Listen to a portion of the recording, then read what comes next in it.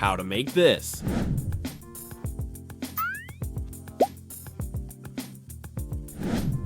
Swipe across the screen, pretend to grab something, place it on your chest, and then put on a shirt. Repeat the same action again. Swipe across the screen one more time. Take a screenshot of your emojis and crop it. Use the marker tool to erase one of the emojis. Import both the video clips and the emoji screenshot into Capcut. Go to the part where your hand is on your chest, tap split. Scroll forward to the next moment your hand is on your chest, tap split again. Delete the middle clip, select the emoji screenshot, tap overlay, and place it at the beginning of the second layer. Adjust the duration of the emoji clip to match the timing of the clip above. Move the emoji clip downward to position it. Use your web browser to search for an emoji with a transparent background that matches your shirt color. Download and import it into Capcut. Move this new emoji to the beginning of the third layer. Adjust its duration to match the white shirt clip above. Resize and position it to match the erased emoji spot. Go back to the start of the clip and scroll to where your hand starts swiping. Select the second layer clip, add keyframes at the start and end of the swipe. Repeat the same steps for the third layer clip. At the ending part of the video where your hand swipes again, add keyframes at the start and end of the swipe. Move the emoji clips forward until they are out of the frame. Go back to the beginning keyframes and move the emoji clips backward until they're also out of frame from the opposite direction.